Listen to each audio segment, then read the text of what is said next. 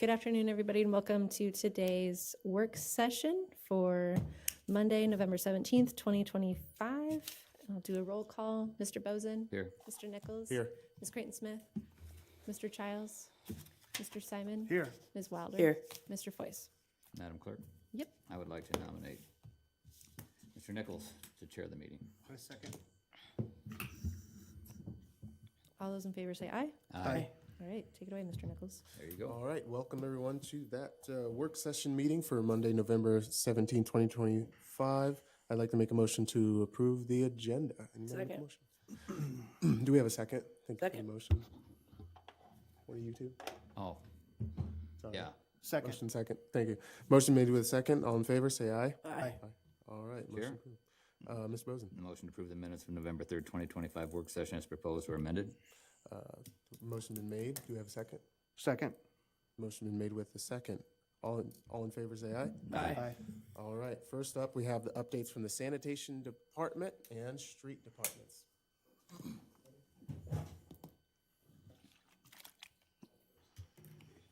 So yeah, street department will go first. Hello, everybody. I'm Matt Boquist. I'm one of the street department directors. And I'm Daniel Greer, Street Department Director. So we're just gonna run you through a quick PowerPoint here. Hopefully try not to be too boring for you. PowerPoints can be that way sometimes. So the street department, we operated out of 4 activities out of 3 fund streams, right? We draw a little bit out of local option sales tax. That's our chip seal program. We also do some road work with that too. The roadies tax is our biggest one that we use in our summer maintenance and in our winter. And then we also draw a little bit from stormwater for our street sweeping activities, okay? Here's kind of our breakdown. So obviously, Public Works Division Manager, Mr. Randy Bennett here, Admin Secretary, and supporting staff, Sheila, and then obviously Daniel and I on the one side, we have a foreman. We have 19 equipment operator 2s. We have 3 open positions currently, but they're on the agendas or in the process of getting filled. And then we have Matt, could you speak into the microphone? 7 equipment operator 1s. Sorry, does that work now? Is that better? Not yet. Check, check. Can you get a little shorter? Okay, shorter. Can't do that, can you? So, we in the street department, we want a more skilled staff. So we're progressing towards equipment operator 2. We didn't force anybody to do the upgrades if they didn't want to. If they want to retire an equipment operator 1, we just want to have staff members that can run and do every job within the department. So through attrition, we'll have equipment operator 2s moving forward. So our mission statement, obviously, to provide the community the highest quality public services, right? I'm not gonna read that whole thing to you. It's do our job to the best of our abilities that we can. Snow, summer, doesn't matter. So some of our responsibilities. So on this slide, a couple of these categories, these are our bread and butter. These are our maintenance items, right? So we have 950 plus lane miles that we are in charge to maintain during the summer and winter months. We also have 70 miles of unimproved roads. Those are our chip seal roads. Those are in every community, every neighborhood throughout the city, okay? And then oddly enough, it's really weird, we have 70 nautical miles of alleys. So there's quite a bit of maintenance work just in alley work alone, plus shoulders. Street sweeping, and then PD and fire emergency response. Some of these, the top right picture up there, you can see one of our projects last year out on Donald in Idaho. And then the bottom right, you know, we assist with everything. That's when the skywalk got hit. I mean, you call, we haul. So some more of our responsibilities here on the right, that's our GIS map. That's the one that I built out. That's the different plow routes that each route driver has, where equipment's at and stuff like that. So one of our biggest responsibilities is obviously snow and ice control, concrete and asphalt repairs, and along with that, utility repairs. Pothole patching, we do a spray patch injection, hot mix asphalt, and cold patch. Now, spray patch injection, that's not everybody's cup of tea. That's where the excess chips of rock come into play. The city of Waterloo, we're kind of late to the game a little bit on that. DOT has been using it for over 15 years. They just did Lower Washington Street last week, and they did Highway 21 the week before. So we utilize the same processes, right? But knowing that, we are pushing our hot mix asphalt to the limit, right? Cold patch is a temporary fix, but it's very expensive compared to hot mix asphalt. But we kind of have a cheat code where we reheat the asphalt, and we'll get into that a little bit later. But Street milling, obviously frost heaves. We'll grind out concrete that's deteriorated and then replace it and do the relief cuts in either concrete or asphalt primarily. Flood control, we also do speed hump installations, and we do the city sidewalk program, the city-owned properties. So our seal coat program, it's funded by a local option sales tax. So that's the only thing that we really draw out of here. And then we will take concrete and asphalt for other projects, but our primary goal for our local option is just our seal coat program. Everybody, a lot of different people draw out of different fund pools for wages, right? So that's just what that's saying, the 7.6 positions. But everybody within the street department, whether they're paid out of local option or stormwater or what have you, they're all responsible for everything, right? Fiscal 26, this summer we did a little over 15 miles of chip seal. We had some aging equipment that failed on us catastrophically last year, which was not good, but we usually do about 10 miles a year, but we did nearly 16 this year. In the background, that's one of our new pieces of equipment that replaced an old Caterpillar unit that we used to have, but this one will do the same thing plus more. We don't like specialized equipment that only does one job, especially at that price tag. It's got to do multiple things to make sense to us. So we are on track to do our 10 miles every year at chip seal along with crack seal. And then we also got lucky enough to bring on 3 seasonal positions to help us accelerate our pavement preservation program. In that is crack sealing as well. This is our street sweeping program, and we have a lot of wear and tear on our street sweepers as they run all 3 shifts from spring to summer to fall. And we also run them if we get good weather in the wintertime. We run them, they're sweeping 920 lane miles of road. We have downtown swept weekly. Also, we have picked up over 1,700 tons of material from the streets due to the NPDES permit. Okay, so some of our bigger accomplishments from last year and this year, we did complete the city-owned sidewalk repairs from last year and this year. Last year was about 130 yards of concrete sidewalks that we did. This year was about 30-ish. The guys knocked it out, no problem. We did 19 utility cuts this year, 4 speed bumps. We did the recon out on Airport Access Boulevard by the Boy Scout place. That is kind of, some of the stuff is kind of pictured here. It's actually the first time that we got to use our new paver. It's pictured in the bottom right and then the top right as well. And then to some of the other equipment that we were blessed with your guys' approval for getting. That's one of our bigger trailers, the top left picture, that carries a skid loader, a roller, and multiple attachments. 2 guys jump in one piece of equipment and have everything that they need on their job instead of 4 trucks driving 4 pieces of equipment to the job site. Snow removal, these are all big accomplishments. I know the last couple of years have been fairly light on snow, but we've had some bigger events, right? We've had a blizzard and some ice storms and stuff like that. You guys have knocked it out of the park. It's been awesome. They're doing an awesome job. Flood control, our primary go-to is the Fletcher Avenue floodgates. Seems like when it rains, it pours. And it plays off of, if it rains in the south, Blackhawk comes up, then we have to close them. If it rains up north, Cedar comes up, then we have to close them. Combination of both, it's the game we play, right? We also do flood control. We close down Range Harrow Road and stuff like that if need be, if the waters get too high. But we are, the last couple of years, utilizing the newly acquired equipment that you guys let us get to do better repairs and larger repairs. And then with that too, the 300 block of Oliver Street was one of the big ones from last year. That's pictured in another slide, but we also did the 300 block. We did some milling and filling to get, the area pretty well cleaned up. A couple pictures of Airport Boulevard Access Road. So concrete guys, they did 250 linear foot of curb. That was awesome. That was the largest stretch of curb that we've done. Guys did awesome. We tore it out. We did the sub drain. Not every tool is the most glamorous or the most expensive, right? The bottom right-hand corner zip level, think of it like a 2-foot bubble level, right? But it can go 100-foot radius. So wherever he puts that, he can tell whether everything has falls. So we can do our intersections and make sure everything falls correctly to the different locations. And then everybody gets a piece of the pie. So our asphalt crew came in, and that's the first layer of asphalt in the top right-hand corner there. 1200 block of Minnesota. This was actually the first place that we got to use the paver and do some sub-drain install.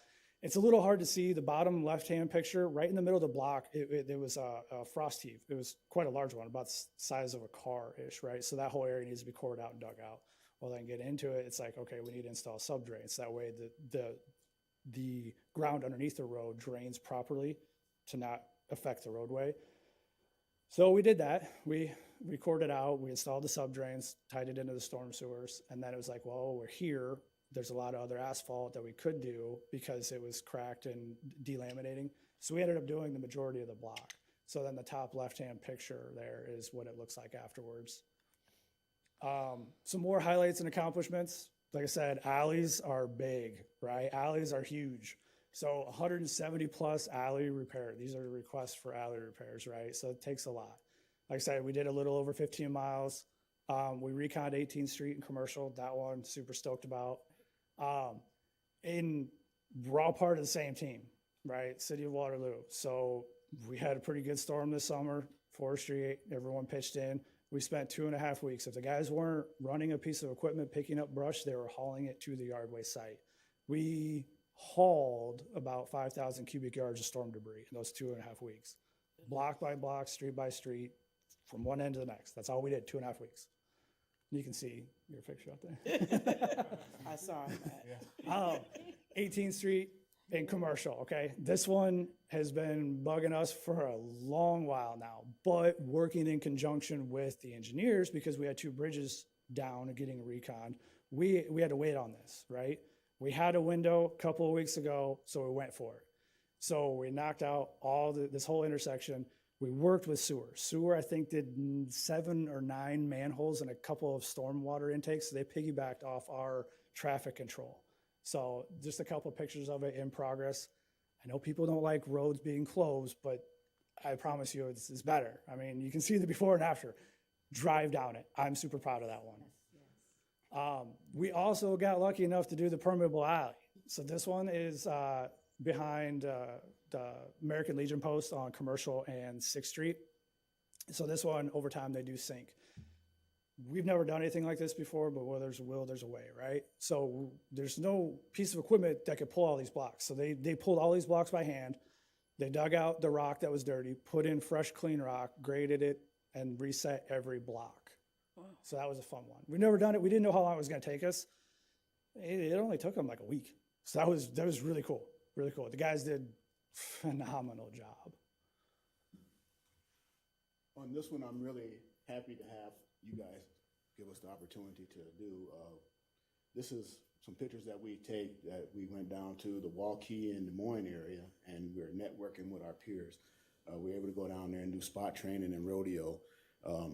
It has came to be a little competition thing. They take pride in it, so we kind of getting on board on it. But basically what we do is you run an excavator and a skid loader. You're picking up a football and dropping it in a bucket, or you're picking up a piece of steel and dropping it, lining it up on some cones, or like in front here, there's a piece of a puzzle, it's a triangle where we can take the bucket and the thumb, pick it up and place it in the puzzle. So like I said, it all became a big competition thing. As well as you can see with the trucks here, everybody can see a different truck and what other people's driving. So we can talk to them and network with them and just kind of see how their operation is going and jump ideas with each other. And also, I'm also proud of the trolley that was across the Cedar River there. We were able to obtain that, and we end up connecting with the Grout Museum, and they refurbished it. So now it's hanging in the Grout Museum. So that's a piece that was across the Cedar River, right behind River Plaza there. It was just literally just sitting in our yard rotting. It's like we need to do something with this. How do we do? How do we hold up in those competitions? Honestly, so sanitation does the same. You guys placed one here, didn't you? Yeah. Yeah. So our guys are up there. It's just other people practice. We don't have that luxury. We got to do work. So fiscal year 26 and beyond, some of our goals and objectives, obviously to provide safe streets for the traveling public. That's everybody, right? That's grandma and grandpa's, aunts and uncles. That's kids driving to school. That's wintertime and in summertime, okay? Doing it to the best of our abilities. Even if we might not have the right tool, which we've been blessed with a lot of new tools and we're very geared to do this, but just doing the best that we possibly can for our community. Expanding our pavement preservation program. utilizing different materials and technologies, not only for snow and ice control, but even for the summer months, right? So getting back to the hot mix asphalt, right? Engineers, let's say when they were doing Franklin or Independence, so they're going to peel up the asphalt, right? And then they're going to either take it to our yard or take it back to asphalt. Well, we can have it brought to our yard. That asphalt, we can reheat and rejuvenate and turn that right back into a permanent fix on the road, which Ms. Wilder had, she partook in some of that with us. So literally recycling everything, right? There's pushing our materials to the max. Continue to research modern practices. Again, I tell you, nobody around here is recycling their asphalt like we are. But wintertime, getting into some different liquids, different approaches to different things, trying to always be better. Obviously responding to citizens' requests as best as we can and trying to improve on that, utilizing our elements and our online services that are out there for the public.